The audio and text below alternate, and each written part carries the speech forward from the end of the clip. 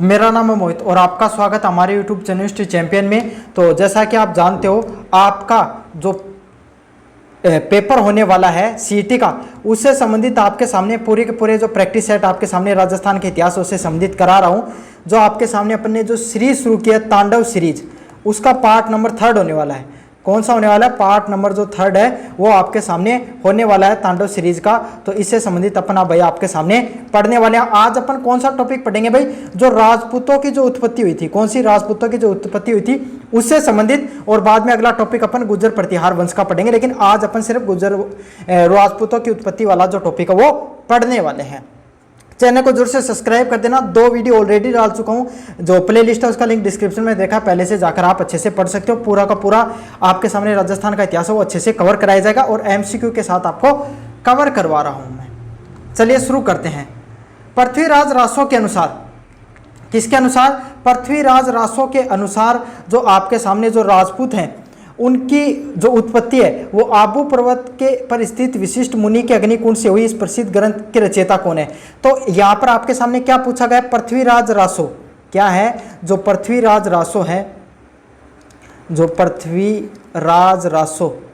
पृथ्वीराज रासो है उसके आपके सामने लेखक का क्या नाम है? तो पृथ्वीराज रासो वो किसके द्वारा लिखी गई? आपके सामने चंद्रबरदाई के द्वारा लिखी गई। किसके द्वारा लिखी गई? आपके सामने चंद्रबरदाई है ना, उनके द्वारा आपके सामने जो ये पृथ्वीराज रासो है वो लिखी गई है। अच्छा, चंद्रबरदाई के द्वारा जो लिखी गई पृथ्वीराज रासो, उसमें क्या लिखा कि जो राजपूत है ना, राजपूत है क्या है? जो राजपूत है ना, उनकी उत्पत्ति किसके लिए हुई?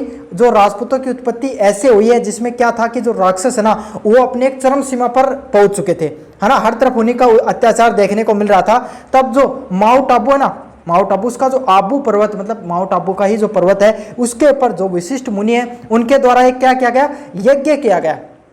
उस यज्ञ के अंदर आपके सामने जब यज्ञ कर रहे थे तब 4 आपके सामने राजपूत राजवंश है वो निकलते हैं। कौन कौन से बताए उन्होंने? ये भी इंपॉर्टेंट पॉइंट है। पहला उन्होंने बताया प्रतिहार राजवंश।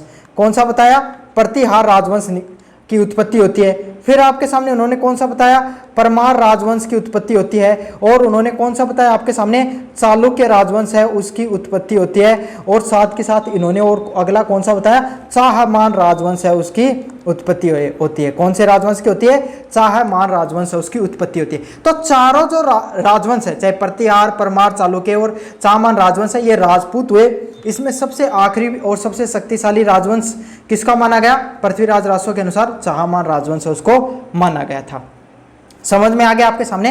तो पृथ्वीराज रासो नामक किताब जो चंद्रबरदाई के द्वारा लिखी गई, उसमें उन्होंने बताया कि राजपूतों की उत्पत्ति वो किसके द्वारा, किसके अंदर हुई है? अग्निकुंड यज्ञ के अंतर्गत हुई है। ठीक है, यज्ञ कौन करते हैं? ऋषि विशिष्ट मुनि करते हैं। क्यों करते हैं? राक्षसों से लड़ने के लिए। कौन कौन से राजवंशों की उत्पत्ति होती है? 4 राजवंशों की, प्रतिहार, परमार, चालुक्य और चाहमान राजवंशों की इसके अंदर उत्पत्ति होती है। चलिए अगले वाले प्रश्न की तरफ बढ़ते हैं। आपके सामने कर्नल जेम्स टोंड और विलियमसन क्रूक ने राजपूतों को किस मूल का माना है? तो किस मूल का माना उन्होंने आपके सामने?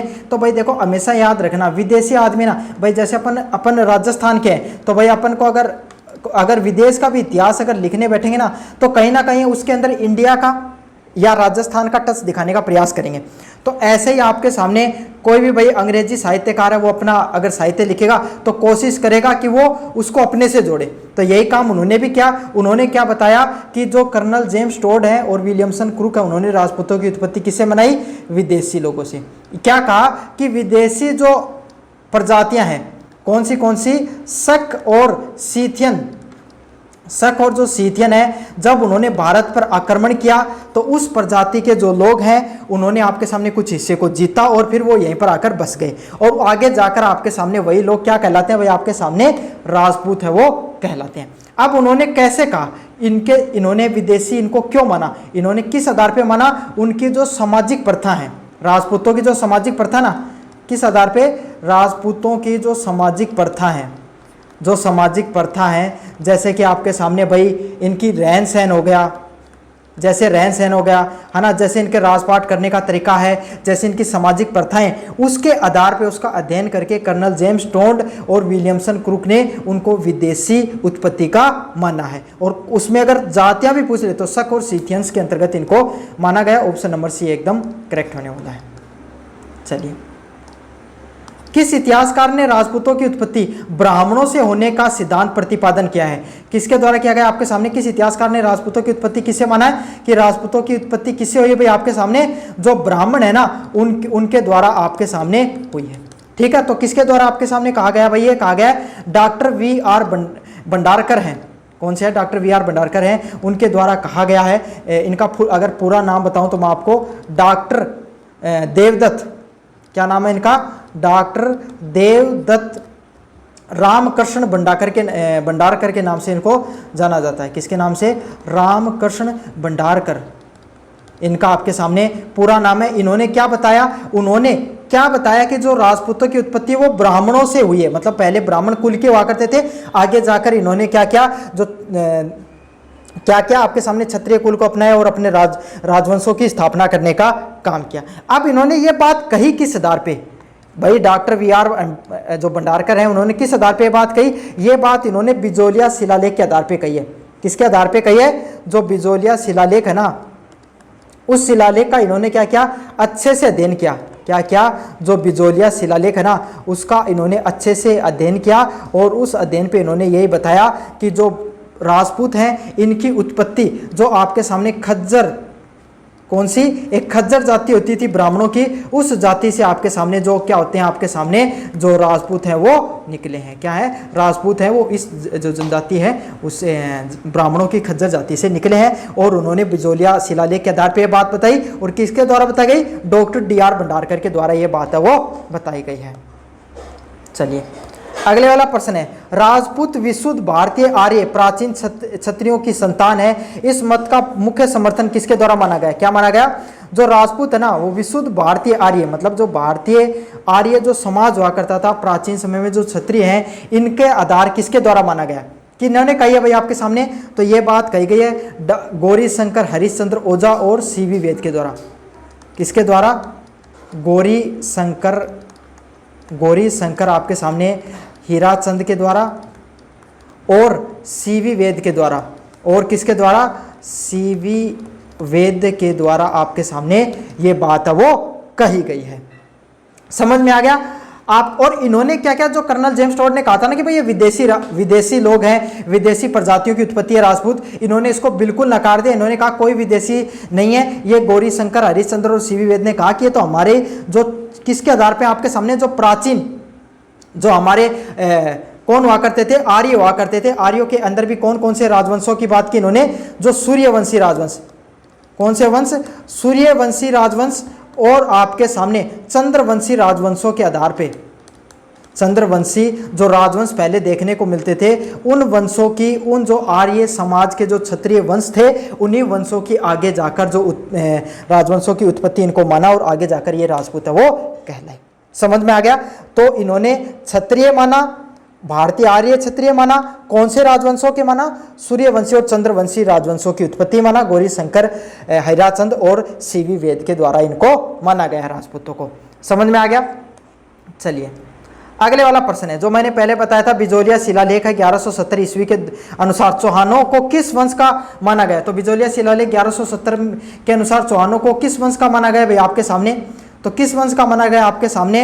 वत्स गोत्रीय ब्राह्मण माना गया। क्या माना गया? ब्राह्मण। मैंने पहले बताया था, क्या बताया था कि इनको जो ब्राह्मण खज्जर जाति के जो आपके सामने वत्स गोत्र के जो आपके सामने ब्राह्मण है वो किसके आधार पे माना गया है? बिजोलिया शिलालेख के आधार पे माना गया है। किसके आधार पे?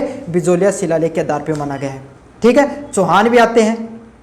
अब ये जो अब बिजोलिया शिलालेख के ऊपर अगर अपन विस्तार से अध्ययन करें तो बिजोलिया जो शिलालेख है ये कौन से जिले में पड़ता है भाई? इसको अच्छे से देख लेना। भीलवाड़ा जिले के अंदर। कौन से जिले के अंदर? जो भीलवाड़ा जिला है उसके जो पार्श्वनाथ का जो मंदिर है, कहाँ का? जो पार्श्वनाथ जी का जो आपके सामने जो मंदिर है, पार्श्वनाथ का जो आपके सामने मंदिर है, वहाँ पे आपके सामने देखने को मिलता है जहाँ पर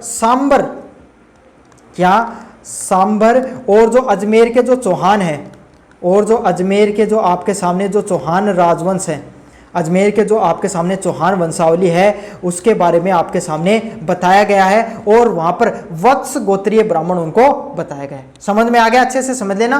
बिजोलिया शिलालेख भीलवाड़ा के अंदर देखने को मिलता है, पार्श्वनाथ मंदिर के पास, जहां पर सांबर और जो अजमेर के जो चौहान राजवंश है उनके बारे में बताया गया और उनको वत्स गोत्रीय ब्राह्मण के रूप में बताया गया है। समझ में आ गया?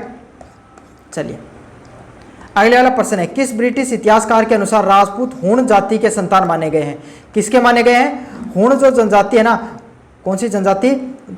जो हूण जनजाति है, उस हूण जनजाति के माना गया है। किनको आपके सामने, किसने माना है आपके सामने? ये माना है, यह आपके सामने किसके द्वारा माना गया भाई?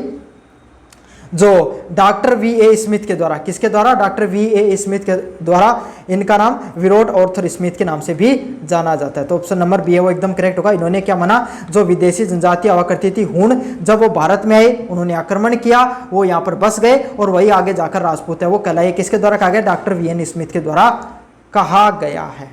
चलिए अगले वाले हैं, ओझा और सीवी वेद के अलावा किस विद्वान ने राजपूतों की उत्पत्ति प्राचीन क्षत्रिय, सूर्यवंशी व चंद्रवंशी उत्पत्ति के बारे में बताया है? तो डॉक्टर ओझा, जिनके बारे में अपन ने बात की थी आपके सामने, है ना, और आपके सामने सीवी वेद है, उन्होंने राजपूतों की उत्पत्ति किसे मानी थी? कि वो प्राचीन आर्य ही है ना, जो सूर्यवंशी हमारे राजवंश, जो भगवान राम सूर्यवंशी हुआ करते थे, और जो चंद्रवंशी क्षत्रिय हुए हैं उन्हीं के आपके सामने राजपूत उत्पत्ति है। इनके अलावा और कौन से ऐसे व्यक्ति हैं जिनका यही समर्थन था? तो ये बात और किसके द्वारा की गई भाई आपके सामने? डॉक्टर दशरथ शर्मा। किसके द्वारा? डॉक्टर दशरथ शर्मा ने, डॉक्टर जो दशरथ शर्मा है इनके द्वारा, ठीक है। साथ के साथ सीवी वेद और ओझा जैन के द्वारा आपके सामने ये माना गया कि जो राजपूत हैं वो आपके सामने सूर्यवंशी व चंद्रवंशी जो क्षत्रिय हुआ करते हैं, हमारे प्राचीन आर्य क्षत्रिय थे, उनकी उत्पत्ति देखने को मिलते हैं। तो ऑप्शन नंबर ए है वो एकदम करेक्ट होने वाला है। अगले वाला प्रश्न, अग्निकुंड से उत्पन्न होने वाले राजपूत वंशों में निम्नलिखित कौन सा वंश नहीं है? तो मैंने पहले बताया था, एक बार फिर से रिवाइज करा दूं, प्रतिहार राजवंश भी है, परमार भी है, चौहान भी है और चालुक्य राजवंश भी है। कौन सा आपके सामने? जो चालुक्य जो राजवंश है वो भी देखने को मिलता है, लेकिन गुहिल और सिसोदिया वंश है उसके बारे में नहीं दिया गया है। तो प्रतिहार, परमार, चौहान, चालुक्य हैं वो आपके सामने देखने को मिलते हैं, लेकिन चाहमान या आपके सामने जो चालुक्य है वो देखने को मिलते हैं, लेकिन गुहिल नहीं देखने को मिलते हैं। तो ऑप्शन नंबर सी है वो एकदम करेक्ट होने वाला, क्योंकि यहाँ पर नहीं पूछा गया है। अगले वाले प्रश्न की तरफ बढ़े, the early history of India पुस्तक के लेखक कौन है जिन्होंने राजपूतों को विदेशी आक्रमणकारियों की संतान बताई है? क्या है? अच्छा प्रश्न है भाई, ये क्वेश्चन काफी बार आता है। The early history of India, the early history of India है, the early history of India नामक जो किताब है वो किसके द्वारा लिखी गई है भाई आपके सामने? ये किताब डॉक्टर V.N. स्मिथ के द्वारा लिखी गई है। किसके द्वारा? Doctor V.A. स्मिथ के द्वारा आपके सामने लिखी गई है। किसके द्वारा? Doctor V.A. स्मिथ, विराट ऑर्थर स्मिथ के नाम से इनको जाना जाता है। इन्होंने यही बताया कि जो विदेशी आक्रमणकारी है वो यहाँ पर आकर हूण रहे और उनकी उत्पत्ति देखने को मिलती है, और इनकी किताब का नाम क्या है? The early history of India. समझ में आ गया? तो ऑप्शन नंबर बी है वो एकदम करेक्ट होने वाला है। चलिए, किस विद्वान ने राजपूतों को कुषाण या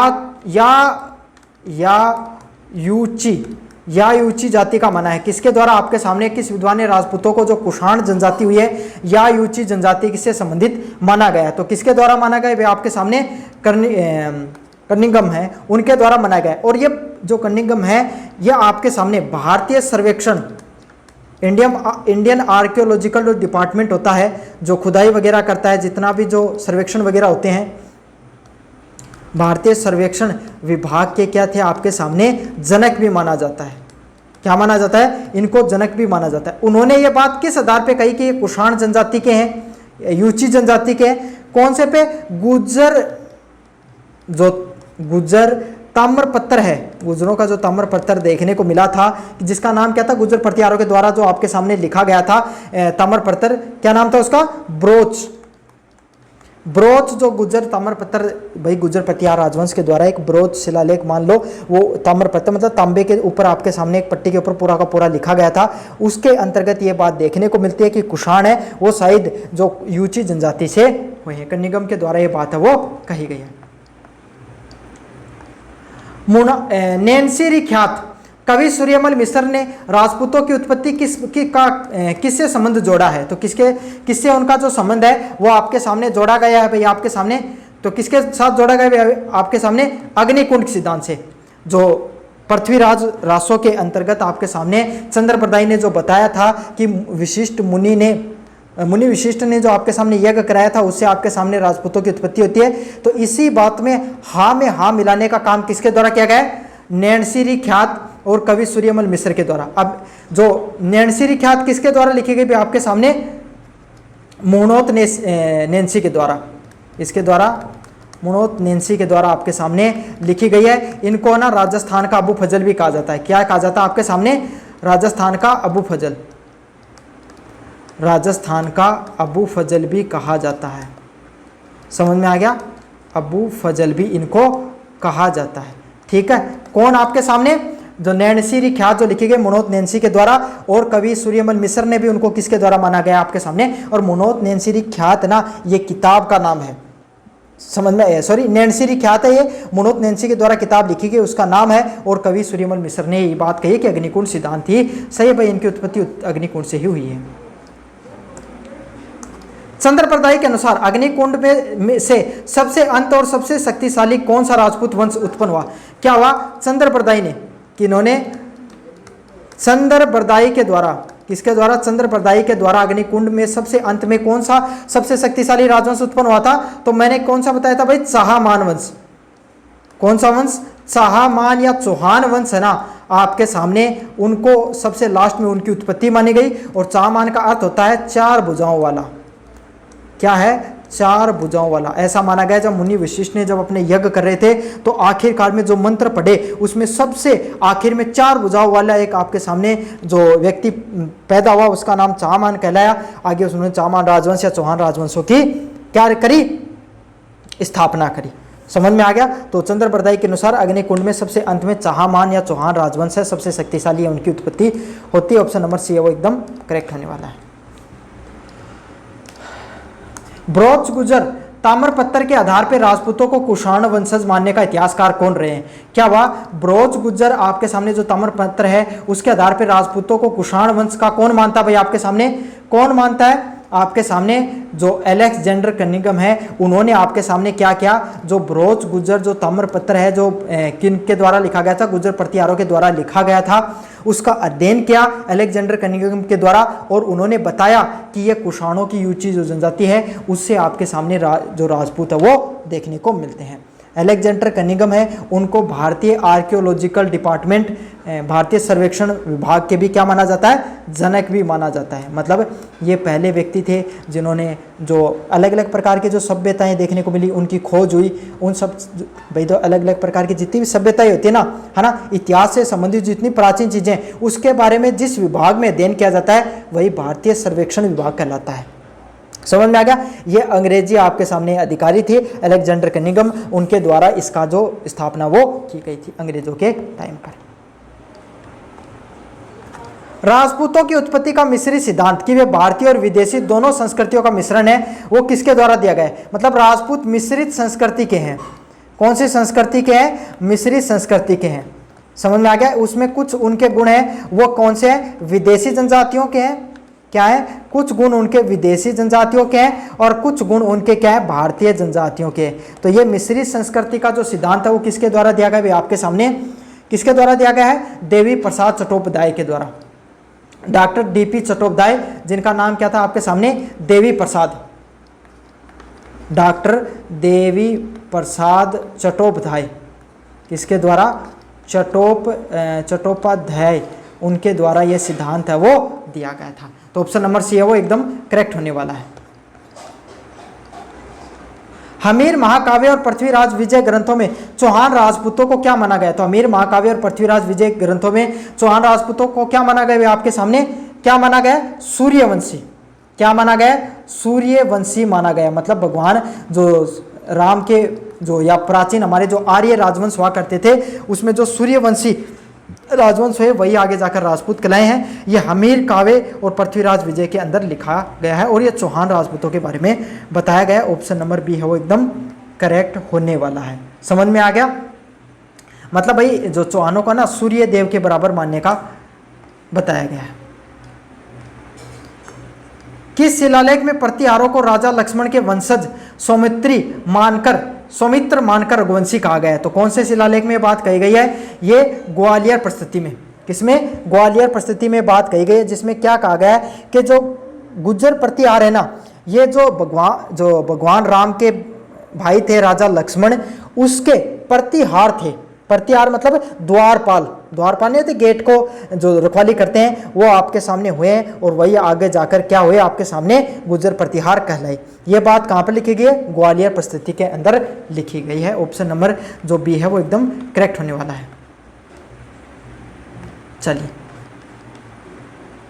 अगले वाला प्रश्न है, मुणोत नैन्सी ने राजपूतों की कुल कितनी शाखाओं में उल्लेख करके अपनी ख्यात में किया? मतलब मुणोत नैन्सी ने राजपूतों की कुल कितनी शाखाओं के बारे में बताया है? तो कितनी शाखाओं के बारे में बताया भैया आपके सामने? उनकी आपके सामने कुल 36 शाखाओं में बांटा है। 36 शाखाएं क्या है भाई? मुणोत नैन्सी हैं, उनके द्वारा नैन्सी की ख्याल था वो लिखी गई। जब वो अलग अलग प्रकार के पूरे राजस्थान में घूमते हैं तो जो राजपूत हैं उनके कुल 36 अलग अलग बिरादरी मान सकते हो, शाखाएं मान सकते हो, उनके उपभागों को मान सकते हो, वो उनके द्वारा माना गया है। ठीक है, तो कितना माना गया भाई? 36 उपभागों में, उपभाग शाखा बोल सकते हो, उनमें उनको बांटा गया है। समझ में आ गया? ऑप्शन नंबर बी है वो एकदम करेक्ट होने वाला है। इतिहासकार डॉक्टर गोपीनाथ शर्मा ने मेवाड़ के गुहिल राजपूतों की उत्पत्ति किस मूल की मानी है? तो इतिहासकार डॉक्टर गोपीनाथ शर्मा ने मेवाड़ के जो गुहिल राजपूत हैं उनकी उत्पत्ति किससे मानी है भाई आपके सामने? 18 नंबर प्रश्न का सही आंसर क्या होगा? ऑप्शन नंबर ए, नागर ब्राह्मणों की मानी है। उन्होंने क्या कहा? उन्होंने जो कुंभलगढ़, डॉक्टर गोपीनाथ शर्मा है, इन्होंने जो कुंभलगढ़ क्या है, कुंभलगढ़ जो कुंभलगढ़ प्रस्तुति है, क्या है? कुंभलगढ़ प्रस्तुति है। ठीक है, इसका अध्ययन किया और आनंदपुर के अंदर, कहाँ पर? आनंदपुर के अंदर आपके सामने क्या देखे हैं? जो शिलालेख देखे हैं, उन शिलालेखों का इन्होंने क्या किया? आपके सामने अध्ययन किया और इनके आधार पे इन्होंने यही बताया कि जो राजपूत हैं, गुहिल राजपूत हैं, वो आपके सामने नागर ब्राह्मण है, वो देखने को मिलते हैं। तो ऑप्शन नंबर ए है वो एकदम करेक्ट होने वाला है। उन्होंने किस आधार पे कहा? कुंभलगढ़ प्रस्तुति और आनंदपुर शिलालेख का अध्ययन किया डॉक्टर गोपीनाथ शर्मा के द्वारा, फिर उन्होंने नागर ब्राह्मण को आपके सामने बारे में बताया। चलिए, डॉक्टर जेम्स टोड की प्रसिद्ध किताब annals and antiquities of Rajasthan का संपादन किसके द्वारा किया गया है और इनके विदेशी सिद्धांतों को आगे किसके द्वारा बढ़ाया गया है? क्या है? कर्नल जेम्स टोड की जो प्रसिद्ध किताब है annuls and antiquities of Rajasthan, ये किसके द्वारा बताया गया भाई आपके सामने? ये ऐसे भी पूछा जा सकता है किताब का नाम, annals and antiquities of Rajasthan आपके सामने, ये आपके सामने किसके द्वारा आपके सामने किताब लिखी गई थी? तो कर्नल जेम्स टोड के द्वारा। किसके द्वारा? जो जेम्स टोड हैं, कौन है? कर्नल जेम्स जो टोड हैं, उनके द्वारा आपके सामने ये जो किताब है वो लिखी गई है। समझ में आ गया? उन्होंने उनके विदेशी सिद्धांतों को आगे किसने, मतलब इस किताब के ऊपर और अध्ययन किस व्यक्ति ने किया और उसी सिद्धांत को, जो विदेशी सिद्धांत उनके द्वारा बताया, कर्नल जेम्स टोड ने कहा था कि ये जो शक और जो सीथियन है उस जनजाति से राजपूत देखने को मिलते हैं। प्रश्न नंबर 2 में मैंने पढ़ाया था। उसके अंतर्गत इसी सिद्धांत को और आगे किसने अच्छे से पढ़ाने का काम किया है? किसने बढ़ाया भाई आपके सामने? डॉक्टर विलियम क्रुक है। इन्होंने और ज़्यादा अध्ययन किया और जो कर्नल जेम्स टोड के द्वारा कहा गया था कि राजपूत जो विदेशी जनजातियों से आते हैं, विदेशी उत्पत्ति है, वो उसी सिद्धांत पे अध्ययन करके और ज़्यादा आगे बढ़ाने का काम किया। चलिए, राजपूत पीरियड भारतीय इतिहास में मुख्य रूप से कौन सी अवधि का माना जाता है? चरम उत्कर्ष माना जाता है 7वीं व 12वीं शताब्दी के बीच में। कौन सी? 7वीं व 12वीं शताब्दी के रूप में माना जाता है। देखो क्या होता है, भारत की जो केंद्रीय शक्ति के में जो सम्राट हर्षवर्धन थे, कौन थे? सम्राट जो हर्षवर्धन थे, जब उनकी मृत्यु हो जाती है, ठीक है। कब होती है आपके सामने? 1647 ईस्वी में जब उनकी मृत्यु हो जाती है, तो उसके बाद में छोटे छोटे अलग अलग प्रकार के जो राजवंश हैं उनकी उत्पत्ति होने देखने को मिलती है, क्षेत्रीय राजवंशों की उत्पत्ति होती है। तो उसी वक्त पे आपके सामने राजपूत, जो राजस्थान का जो इलाका था, यहाँ पे क्या हुआ आपके सामने? राजपूतों की उत्पत्ति होने लगी। राजपूत है वो और ज़्यादा शक्तिशाली है, वो होने लगे। उत्पत्ति तो पहले थी भाई, राजवंश पहले भी थे, लेकिन वो और ज़्यादा शक्तिशाली होने लगे क्षत्रिय रूप से, क्षेत्रीय रूप से। समझ में आ गया? अब धीरे धीरे आपके सामने भाई जो त्रिपक्षीय जो संघर्ष देखने को मिलता है, उसके अंदर गुर्जर प्रतिहार भाग लेते हैं राष्ट्रकूट और पाल के साथ, जिसमें गुर्जर प्रतिहार जीतते भी हैं। ठीक है, आगे जाकर आपके सामने उनका कन्नौज के ऊपर क्या रहता है? पूरा का पूरा अपना राज भी रहता है। लेकिन ये राज 1992 के अंदर तराइन, 1992 ईस्वी के अंदर जो तराइन का, कौन सा? तराइन का जो द्वितीय युद्ध देखने को मिलता है, जिसमें मोहम्मद गोरी है वो पृथ्वीराज तृतीय को हरा देता है। उसके बाद में राजपूत हैं वो कहीं ना कहीं उनकी शक्तियाँ वो क्या हो जाती हैं? कमज़ोर हो जाती हैं। तो इसीलिए राजपूतों को आपके सामने उच्चतम स्तर कब तक माना गया? 7वीं से 12वीं शताब्दी के बीच में माना गया। ऑप्शन नंबर बी है वो एकदम करेक्ट होने वाला है। तो कैसा लगा वीडियो जोर से बताना, चैनल को जोर से सब्सक्राइब कर देना भाई। आपके जितने भी प्रश्न थे राजपूतों की उत्पत्ति से संबंधित, इससे बाहर एक भी प्रश्न नहीं आएगा। अगला जो वीडियो गुर्जर प्रतिहार वंश पे देखने को मिलेगा, वेट करिएगा। कैसा लगा वीडियो कमेंट कीजिएगा, चैनल को जोर से सब्सक्राइब करना। धन्यवाद।